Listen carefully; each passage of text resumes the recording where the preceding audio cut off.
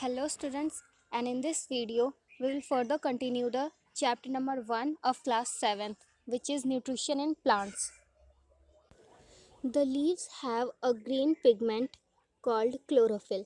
यानी कि लीव्स के पास एक ग्रीन कलर का पिगमेंट होता है, यानी कि एक कलरफुल थिंग होती है जो छोटे छोटे सेल टाइप की होती है, जिसे क्लोरोफिल कहते हैं, और वो लीव्स के पास होती है.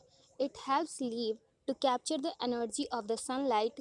This energy is use to synthesize and prepare food for the carbon dioxide and water. यानी कि ये जो क्लोरोफिल होता है ये हेल्प करता है लीव्स को एनर्जी कैप्चर करने में, वो भी सनलाइट से. और ये एनर्जी फिर वो लीव्स यूज़ कर लेती हैं फूड को बनाने में या सिंथेसाइज करने में from carbon dioxide and water. यानी कि कार्बन डाइऑक्साइड और वाटर से और सनलाइट की प्रेजेंस में ये अपना फूड प्रिपेयर करती हैं.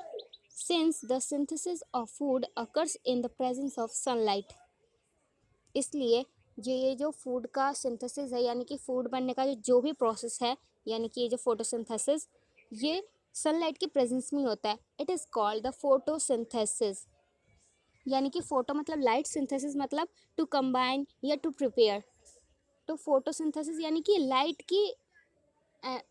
की प्रेजेंस में या लाइट के वजह से ये खाना बनता है, इसलिए इसे फोटोसिंथेसिस कहते हैं.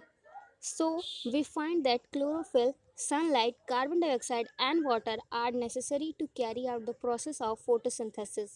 तो हम ये देख सकते हैं कि जो chlorophyll, sunlight, carbon dioxide and water है, ये सारी ही चीज़ें बहुत ही ज़्यादा नेसेसरी यानी कि ज़रूरी है कैरी आउट करने के लिए फोटोसिंथेसिस का process. It is a unique process on earth. यानी कि ये एक यूनिक यानी कि अद्वितीय, यानी कि इसके जैसा कोई प्रोसेस नहीं है कि हम सनलाइट की प्रेजेंस में खाना बना लेते हैं. ये अर्थ पे एक अकेला ऐसा प्रोसेस है, photosynthesis. The solar energy is captured by the leaves and store in the plant in the form of food. और ये जो सोलर एनर्जी है ये कैप्चर हो जाती है लीव्स के अंदर और स्टोर हो जाती है उसी के अंदर एक फूड के फॉर्म में. दस sun is the ultimate source of energy for all living organism.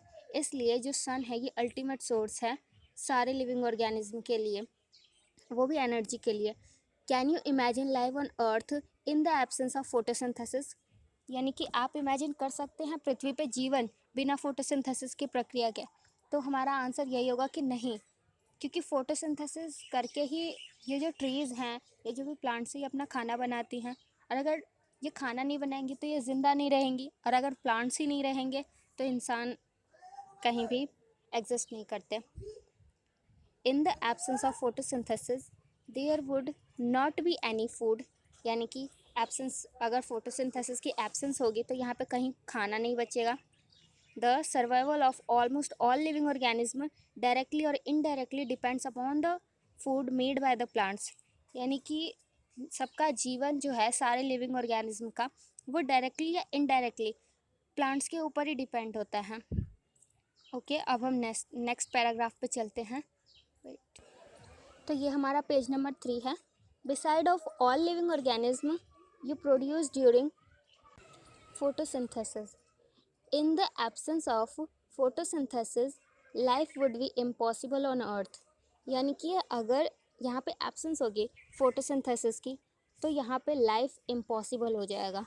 During photosynthesis chlorophyll containing cell of leave in the presence of sunlight use carbon dioxide and water to synthesize carbohydrates.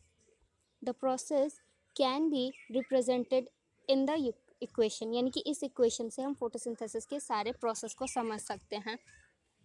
तो carbon dioxide plus water, और presence किसकी थी, sunlight की, और काम किसने किया, यानी कि एनर्जी सनलाइट से कैप्चर किसने की, तो क्लोरोफिल ने की. और बना क्या है, ये प्रोडक्ट यहाँ पे दिखाया गया है कि बना कार्बोहाइड्रेट और ऑक्सीजन, जो कि हमें प्लांट से मिलता ही है. और ये हम सब जानते हैं कि हमें प्लांट से ऑक्सीजन ही मिलता है और वो कार्बन डाइऑक्साइड लेते हैं. तो ये वो सेल्स दिखाए गए हैं जो लीव्स के नीचे वाले पार्ट में होते हैं. तो ये रहा वो स्टोमेटा का होल, और ये गार्ड सेल, और ये एक लीव का सेक्शन है, और ये सारे लीव्स दिखाए गए हैं. ये ग्रीन ग्रीन कलर के पिगमेंट प्लेन करते हैं. During the process, oxygen is released. The presence of starch in leaves indicates the occurrence of photosynthesis. Starch is also a carbohydrate, यानी कि जब प्रोसेस होता है ड्यूरिंग मतलब दौरान, जब ये ऑक्सीजन रिलीज होता है उसके दौरान, the presence of starch in leaves indicates the occurrence of photosynthesis, यानी कि जो लीव्स के अंदर स्टार्च की प्रेजेंस होती है वो ये इंडिकेट करता है कि इसमें फोटोसिंथेसिस हो रहा है, क्योंकि जो स्टार्च होता है वो एक तरीके का कार्बोहाइड्रेट होता है। अच्छा, अब हम ये एक बॉक्स को कवर कर लेते हैं। वैसे ये जो हमने क्लोरोफिल के बारे में पढ़ा, वो क्लोरोफिल सनलाइट को कैप्चर करने का काम करता है, और ये क्लोरोफिल जो होता है वो ग्रीन कलर का होता है। तो सारे प्लांट्स के अगर देखा जाए तो उनकी लीव्स ग्रीन तो नहीं होती, किसी किसी की येलो होती है, किसी की रेड होती है। तो फिर वो क्या अपने खाना नहीं बनाते होंगे? ऑफ कोर्स बनाते हैं, बट उनका जो पिगमेंट होता है वो ग्रीन की जगह येलो या रेड होता है। Beside leaf, photosynthesis also take place in other green parts of the plant, यानी कि लीव्स के अलावा भी उसके अलग अलग पार्ट्स में वो पार्ट लेता है, यानी कि उसके तने में, क्योंकि तना भी उसका ग्रीन ही होता है तो वहाँ पे क्लोरोफिल होगा क्योंकि वहाँ ग्रीन पिगमेंट है। In green stem and the green branches, the desert plant have scale, यानी कि जो डेजर्ट प्लांट होती है उनके पास स्केल होता है, और spine like leaf to reduce loss of water by transpiration. वैसे प्लांट्स के अंदर एक और प्रोसेस होता है जिसे ट्रांसपिरेशन कहते हैं, यानी कि ये अपनी रूट्स के थ्रू यहाँ से वाटर एब्जॉर्व करके सनलाइट से ये बाहर निकाल लेते हैं, जिसे कि ट्रांसपिरेशन का प्रोसेस कहते हैं। तो डेजर्ट में तो धूप इतनी होती है कि वो जल्दी जल्दी वाटर एब्जॉर्व करके धूप सारा एब्जॉर्व कर लेगा पानी।